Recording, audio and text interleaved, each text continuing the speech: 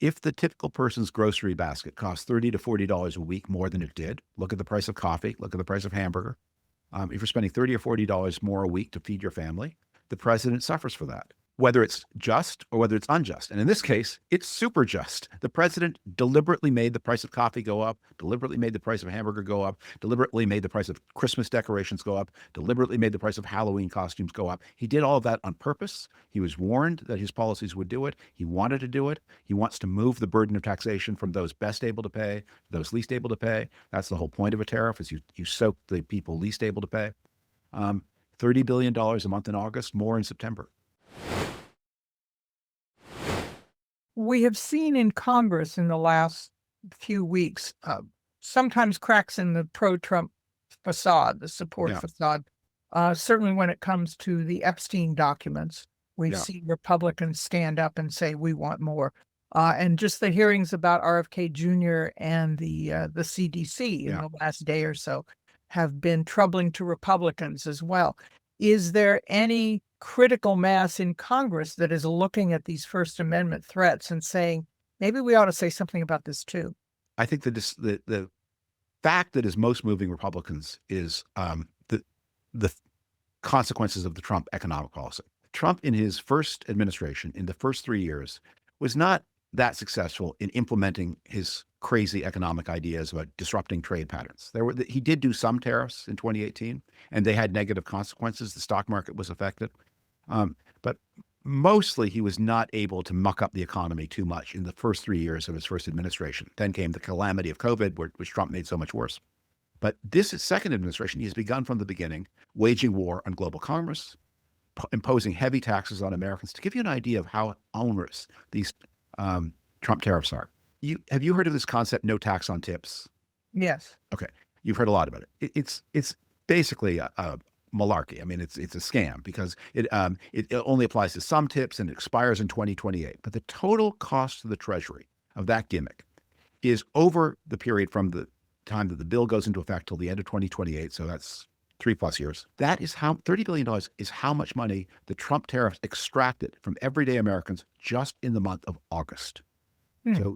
So what he says he's giving to everyday Americans in his no tax on tip, in 1 month, that's 3.5 years, in 1 month, he's taken that back in the tariff cost of August. And the tariffs will extract even more in September than they do in August. So he's imposed this onerous tax on Americans. It's dragging down the economy. It's driving up prices. And it's also pushing down his poll numbers. That is the thing that will loosen his grip on members of Congress, as they'll say, that could be the seat you're putting at risk could be mine. And these tariffs, which members of Congress do not love, are vote losers. And as that bites, I think you will see. Oh, and by the way, we did not sign up to bring measles back.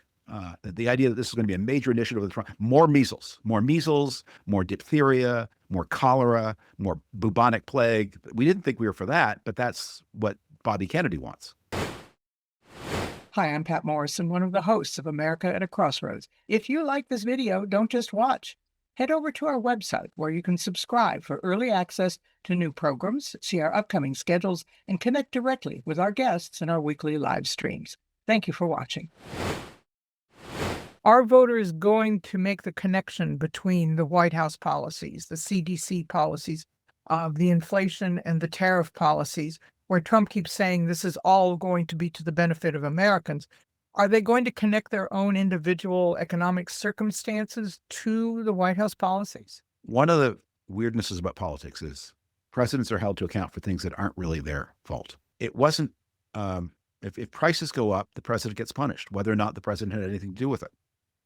Now, in this case, the president had a lot to do with it. But if the typical person's grocery basket costs $30 to $40 a week more than it did, look at the price of coffee, look at the price of hamburger.